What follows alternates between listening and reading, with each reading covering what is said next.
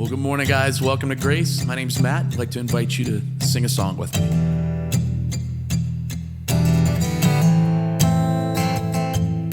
It's falling from the clouds, a strange and lovely sound. I hear it in the thunder and the rain. It's ringing in the skies like cannons in the night. Music of the universe plays, singing you are holy, great and mighty. The moon and the stars declare who you are. I'm so unworthy, but still you love me. Forever my heart will sing of how great you are.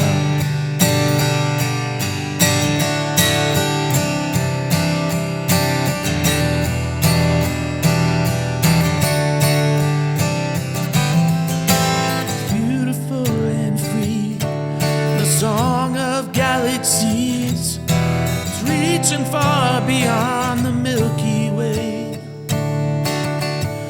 Let's join in with the sound. Come on, let's sing it out as the music of the universe plays. We're singing you are holy, great and mighty. The moon and the stars declare who you are. I'm so unworthy, but still you love me. Forever my heart will sing of you. All glory, honor, power is yours. Amen.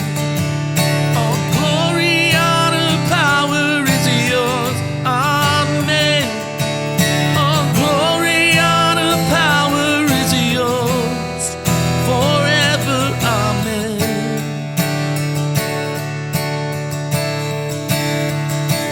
Singing you are holy, great and mighty.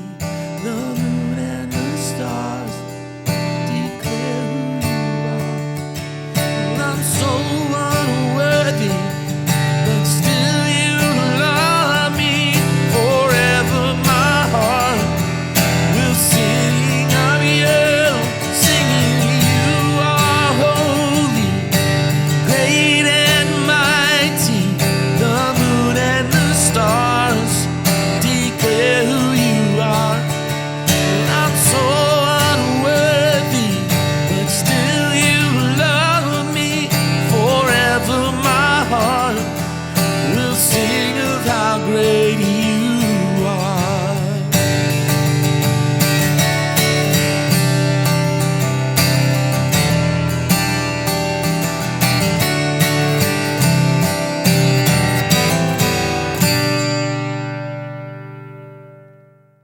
Okay, Grace community, here's something true. When it comes to fun and when it comes to doing hard things, you gotta have a group.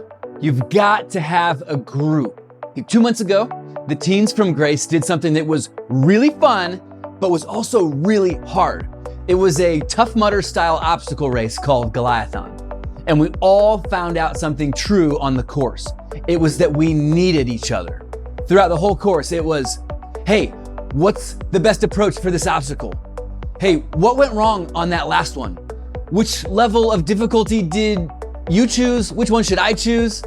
Oh, okay, you went for that route on that obstacle, so I'm gonna do that too. One obstacle in particular was called the rope cross, which is not a very creative name because the challenge was to just pull yourself across a lake of water on a rope.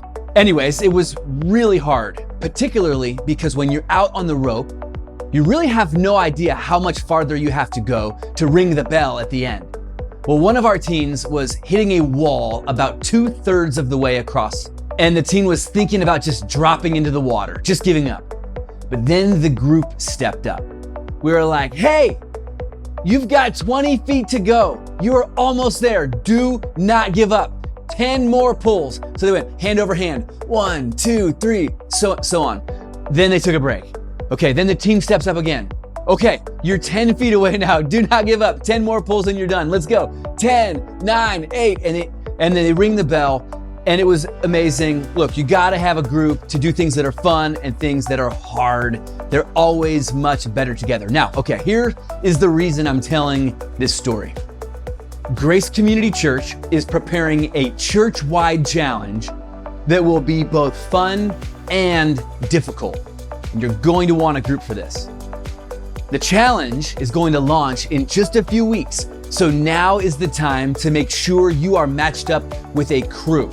Now, we know there are a lot of folks who need to get into groups, so we're making it easy by listing all of the options for who, when, where, as it pertains to folks getting together.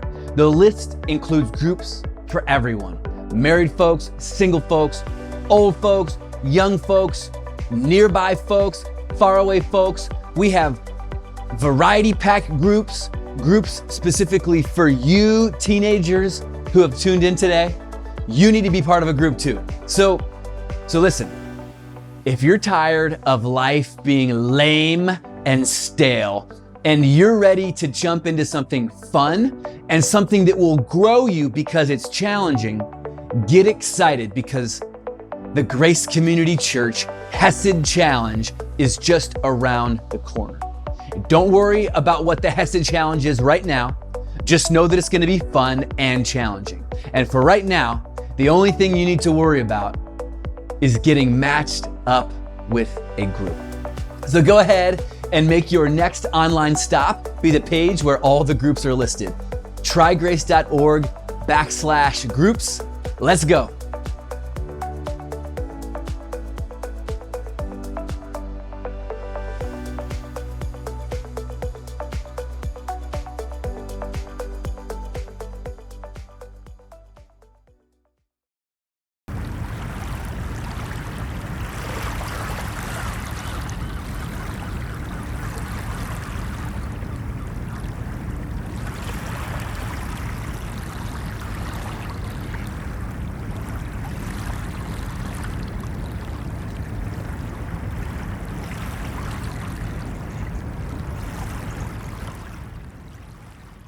So the past year or so, I've really been struggling to stay connected to God. I don't know if it's because I have 3 teenagers in my house these days. I don't know if it's all the delays that we've been having trying to get into our new space at Ballston Quarter. Thank God that construction is finally underway and we're on target to move in near the end of the year. I don't know if it's because maybe I'm having a midlife crisis, or can we still blame COVID for stuff like this?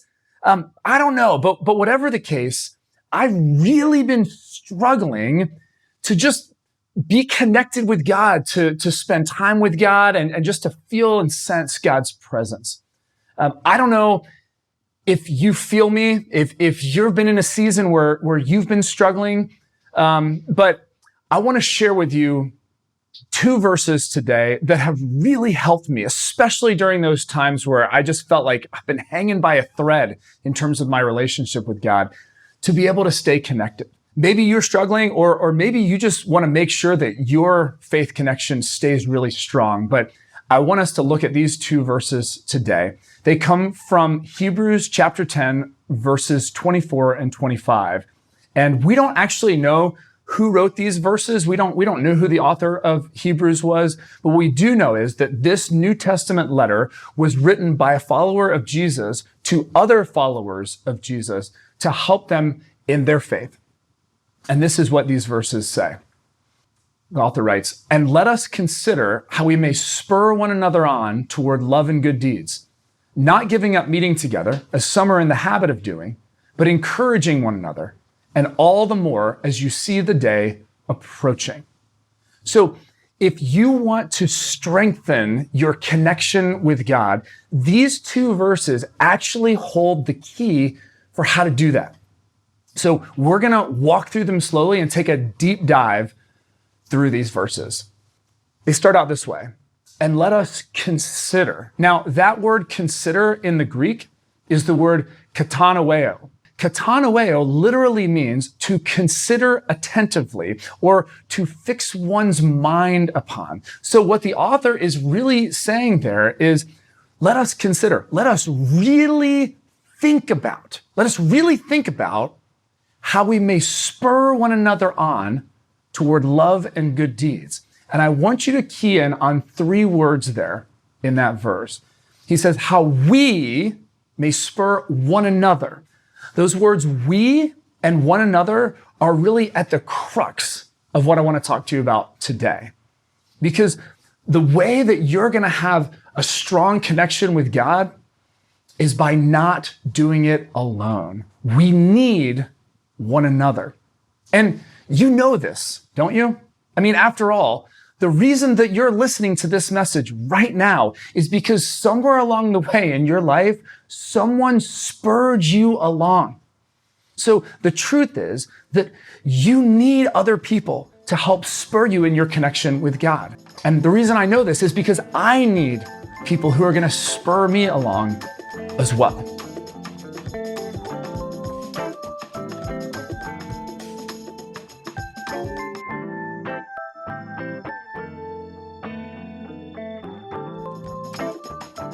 So my wife, Becky, is an emergency room nurse. And you may be thinking, wow, Derek, you are so lucky. I mean, whenever you get sick, whatever happens to you in your life, like, you're good. You're always going to have somebody who takes care of you. Yes and no. I've had 2 times in my life since I've been married to Becky where I've been pretty darn sick. And actually, both times that I've been sick, I found myself in the bathroom and she was not home. So one time Becky was working and another time she was out. The kids were small and they were actually trick-or-treating. And so I'm sick as a dog. I'm in the bathroom. And both times I was so sick that I actually passed out in the bathroom, woke up, and I found myself on the phone with my lovely wife. And I bet you can guess when I was talking to her each of those times what the one thing I wanted her to do was, right? You probably know. Baby, please come home. Oh my God, I'm so sick. Just please come home and take care of me.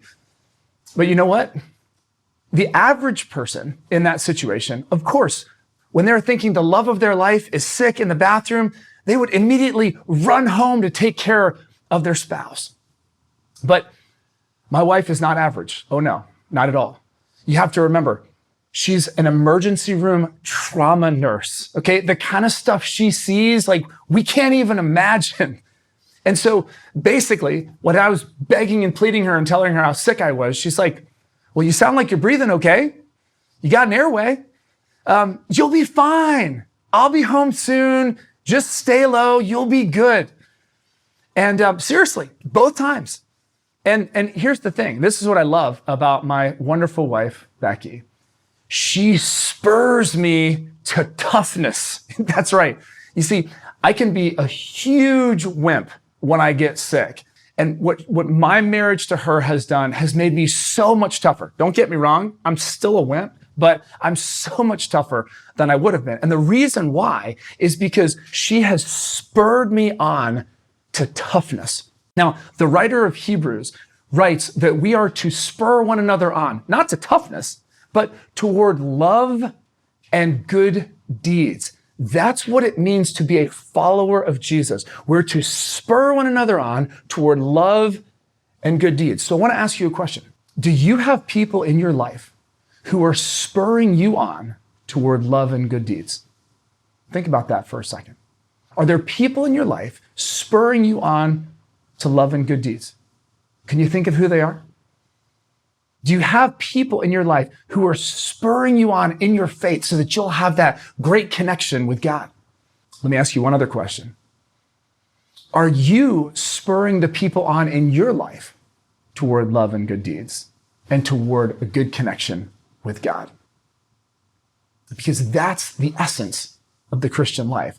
And I got to tell you, this is actually so important because, you may be a little bit confused these days on what really does it mean to be a Christian. I mean, there's so much noise and there's all this political stuff. What does it really mean at the end of the day to be a follower of Jesus? Well, it's so incredibly simple. It's really all about love and good deeds. Jesus, just before he went to the cross, one of the final things that he said to his disciples, he said to them, "A new command I give you.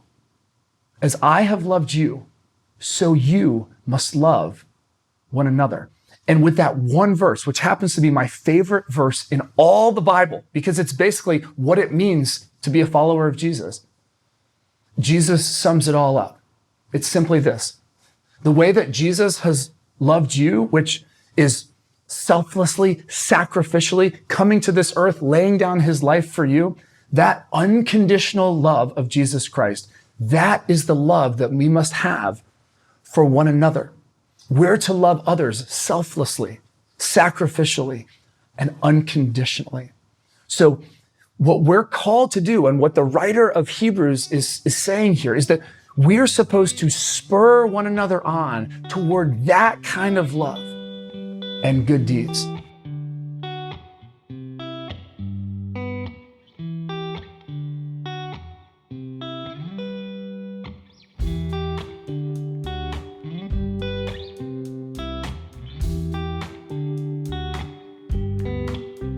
So what does this look like, practically speaking?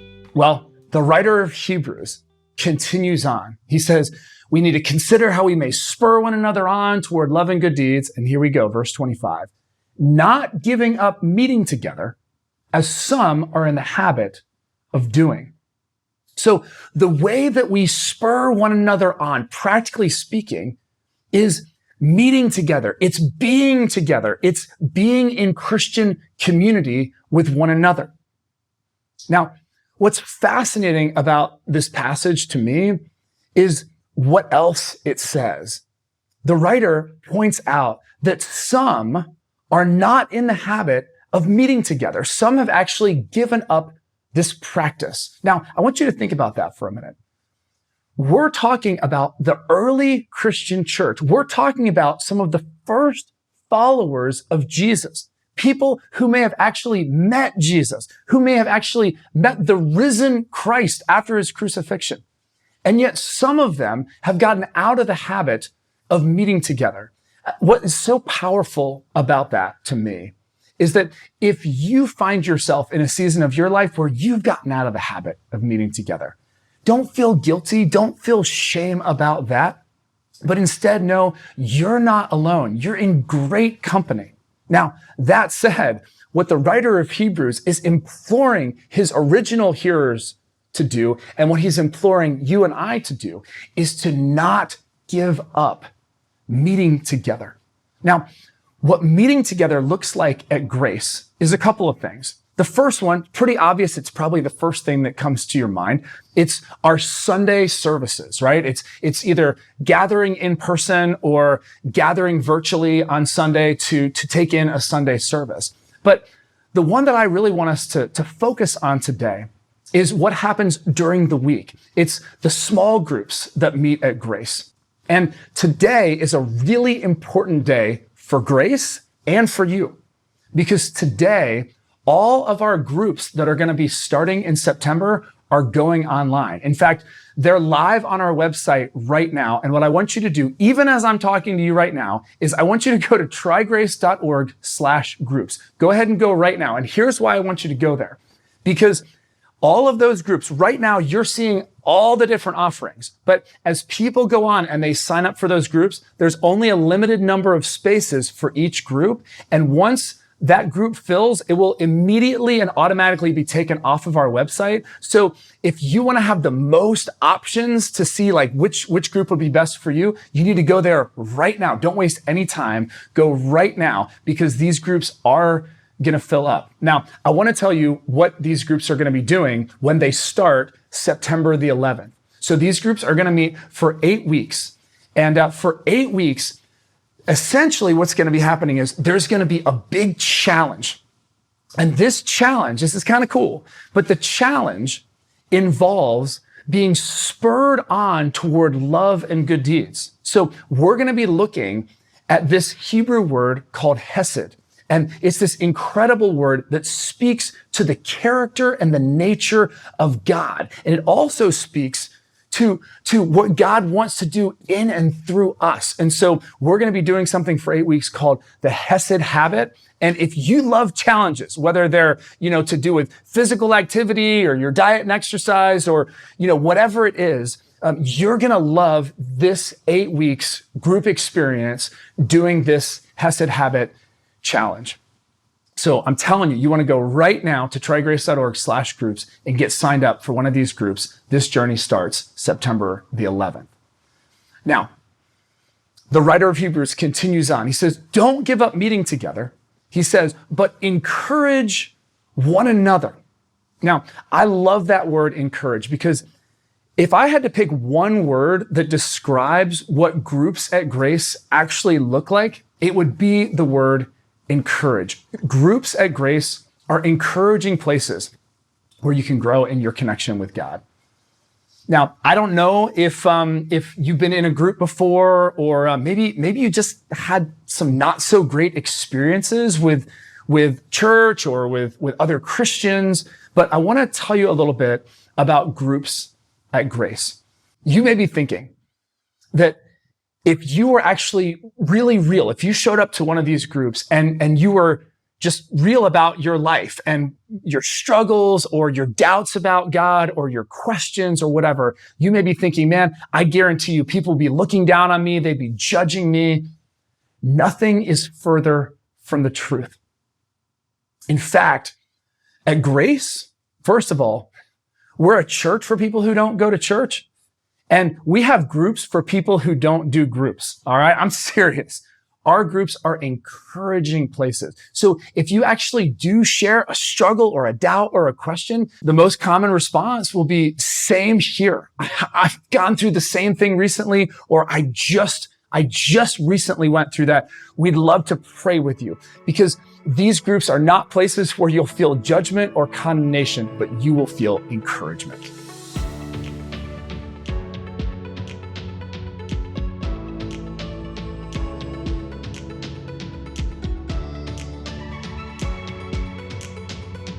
So the writer of Hebrews says we're not to give up meeting together. We're supposed to be encouraging one another. And then finally says, and all the more as you see the day approaching. Now, that day that the writer is referring to is the day when Jesus returns, when Jesus comes back. So it's really important to understand that the original readers of this text, they didn't think that Jesus was coming back someday, like way out in the future. They believed that he was coming back in their lifetime. Because after all, he'd lived during their lifetime, he died, and he'd been resurrected during their lifetime. So it just makes sense that they would have thought, of course, he's going to come back in our lifetime. And so they had an urgency with their faith, an urgency about spurring one another on to good deeds, to not giving up meeting together, to encouraging one another. Now, we just don't have that same urgency today. But I do have to say, there is an urgency that we need to pay attention to. Because here's the truth. There's a day approaching when things are going to get tough. Now, I'm not saying that to be dramatic or to stress you out, but it's just a reality. And this is actually straight from Jesus. Jesus reminds us that in this world, you will have trouble, right? I mean, we live in a broken, fallen world. And so there's a day approaching when things are going to get difficult at work. There's a day approaching when your health is going to decline and you're going to struggle in that regard. There's a day approaching maybe where you're going to deal with some financial difficulty. And there's a day approaching where, a key relationship of yours, it's going to suffer, or you're going to lose somebody. I mean, that's just the reality of the world that we live in. And so when that day comes, the question is, will you be in a good position to handle it? When that day approaches, will you have people in your life who are there for you, who can be praying for you and encouraging you? when that day comes, will you be in a position in your faith, in your relationship with God, where your connection is strong and you have peace and faith that God's going to see you through it? You know, one of the things that I think is so cool about developing that rhythm of being part of a small group on a weekly basis is this. Think about this. If you're part of a group, it guarantees you not only that you're going to have people in your life praying for you who can support you through whatever happens in your life, but it also guarantees you, check this out, that at least once a week, you will have dedicated time where you're going to be reading the Bible, you're going to be applying that to your life, and you're going to be spending time in prayer. No matter what the rest of your week looks like, you will have guaranteed time once a week. And the other thing that we found about being in a group is that these groups that are going to be discussing the sermons happening starting September the 11th, it's going to motivate you to engage with those messages. And so it's going to motivate you more to be regular attenders, either at Sunday services or to tune in podcasts or stream our services to make sure that you're getting that content to then be able to go into your group to discuss. And so what we find is that if you're part of a group at Grace, it's going to guarantee you that twice a week, you're going to have these touch points with God where it's going to increase your connection with God. And I don't know about you, but here's the thing for me. I really struggle to be disciplined with things like prayer and Bible study. And I mean, I'm a professional Christian. I mean, I should be really, really good at this, but it's hard. I mean, life is busy. And so to be able to have a couple of touch points in your week where you know you're going to have that accountability and that structure, man, that is a better rhythm. So I want to ask you this question. Will you do something today to put yourself in a good spiritual position tomorrow? I'm going to invite you one more time to go to trygrace.org/groups. I want you to sign up for a group this fall. And maybe you're already in a group. And so maybe for you, it's not about getting into a group because you're already in one. But maybe what you need to do today is decide, you know what, I'm going to put this group meeting time on my calendar. I'm going to make it a priority. I'm going to tell my boss, I got to leave by 6 o'clock because I've got something that's important to me on my schedule. Whatever it is, this is something that the writer of Hebrews implores us that we need to do as followers of Jesus to stay connected to God. Because let's be real, it's hard to stay connected to God, and we can't do it alone. Let me pray for you. God, we do want to be more connected with you. God, we know life is better when we have more of you in our lives. So help us, God. Help us to know what that looks like for us. Help us to be more connected with you and more connected with others so that we can spur each other on in our faith. In Christ's name, amen.